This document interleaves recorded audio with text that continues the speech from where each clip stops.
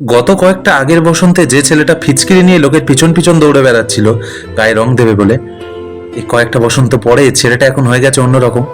গালে কয়েকটা রঙের ছোপ লাগিয়ে ছবি তুলতে সেলফি তুলতে ওভার স্মার্ট হয়ে ঘুরতে ব্যস্ত। একটা বসন্ত আগেই যে ছেলেটার বাবা মা বারবার বাড়ি থেকে বেরোনোর সময় বলে দিত, বাবু খারাপ ছেলেদের সাথে মিশবি না, বাবু রং খেলে তাড়াতাড়ি বাড়ি ফিরে আসবি, সেই ছেলেটাই আজকের দুপুরবেলা জামা ছিঁড়ে মদ খেয়ে নেশা করে পড়ে রয়েছে। না, এর মানে একবার বললাম না যে ছেলেটা খারাপ হয়ে গেছে। পরিস্থিতি আর সময় মানুষের বদল ঘটায়। বাজার থেকে রং কিনে আনা ওই লোকটা, অর্থাৎ তোমার বাবা কিংবা কাকা, তারও হয়তো মনে পড়ে যাচ্ছে ছোটবেলার রং খেলার কথা, ছোটবেলায় পিচকিরি নিয়ে দৌড়ে বেড়ানোর কথা, কিন্তু চাইলেও সে যে আর পাচ্ছে না।